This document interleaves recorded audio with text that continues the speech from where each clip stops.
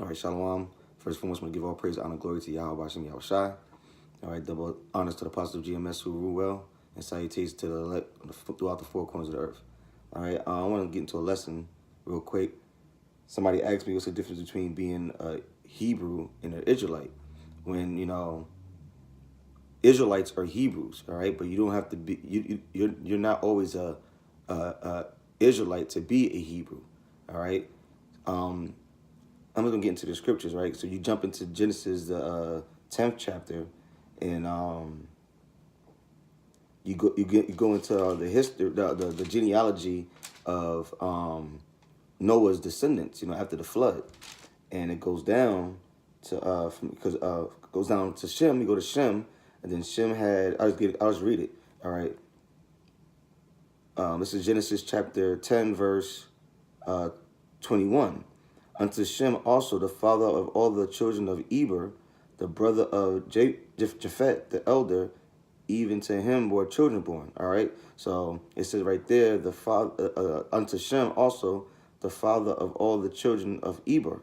All right, because Eber had multiple sons, and so did Shem. Well, yeah, so did Shem. He had multiple sons too. But if you jump down to 24, and it's talking about I'll just keep reading. All right. This is verse 22. The children of Shem, you have Elam. All right. So Elam, the nation of Elam, which today are the so-called East Indians, they are Shemites because they come from Shem, but they're not Hebrews. All right. So you go to Shem, then you got Asher, the Syrians. All right. They're from the children of Shem, but they're not Hebrews either. Then you got Arphaxad and Lud and Aram. And the children of Aram, Uz and Hul, and Gether and Mash, and the next son was Pharax, I don't know how to pronounce his name, begat Shelah, and Shelah begat Eber. All right, so from Eber is the man where the Hebrews, the people that are Hebrews, come after. All right, so all those other children that were born, like Elam and Ashur, they're still on the earth today, but they're not Hebrews. All right. And it says 25, unto Eber was born 2 sons, and the name of one son was Peleg, for in his days was the earth divided. And his brother's name was Jotan. All right. So from there, you go down and you can read the genealogy, and you get, it goes down to the man from Eber, it goes down to the man Abraham. So Abraham was a Hebrew.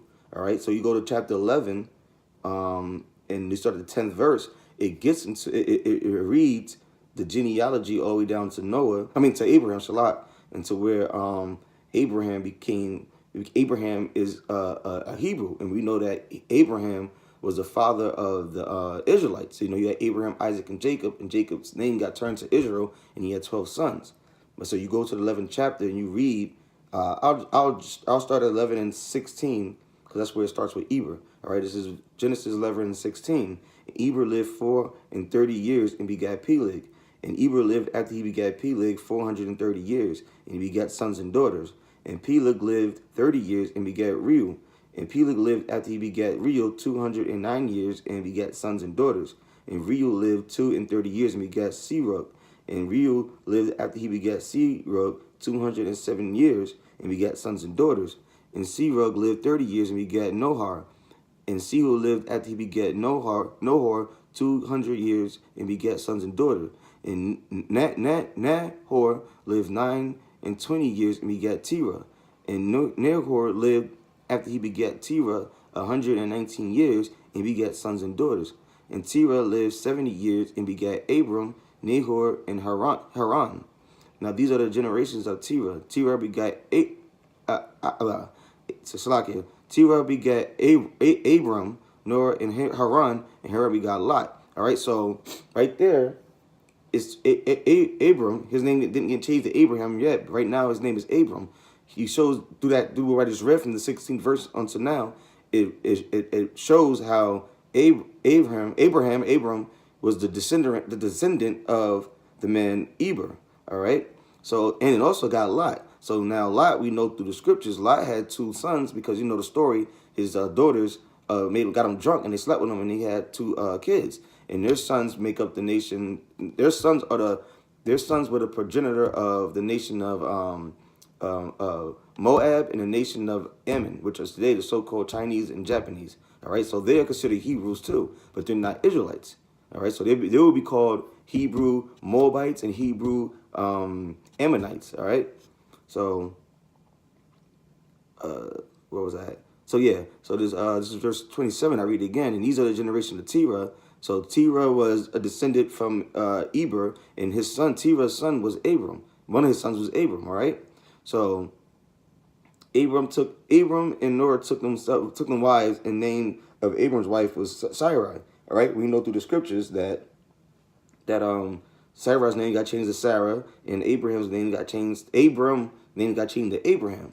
All right, so through there we already know how you got the Israelites, because you know it was Abraham, Isaac, and Jacob, like I said before, and Jacob's name was changed to Israel, and he had 12 sons, and his sons make up the nation of Israel today. So when you call yourself a Hebrew Israelite, you're basically saying that your forefathers go back to Israel, and their forefathers go back to the man of Eber. All right, so that's where you get being a Hebrew Israelite, because even the sons of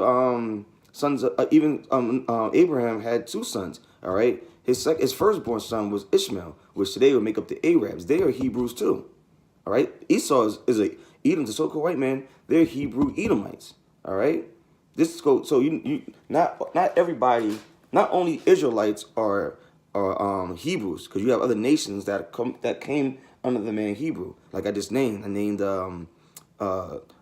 Moab and Ammon. And you had Ishmael, which is the so-called Arabs, and you also got Esau. He's a Hebrew. All right, so you can call them Hebrew Edomites. You can call them Hebrew Moabites, Hebrew Ammonites, Hebrew Ishmaelites. All right, but the chosen line was the Israelites. From the man Eber was Abraham, and from Abraham it was his two sons Isaac. Abraham had two sons, Isaac and Ishmael, and his line got chosen. And Isaac's line got chosen, and then Isaac had two sons, Jacob and Esau, and Jacob's line got chosen.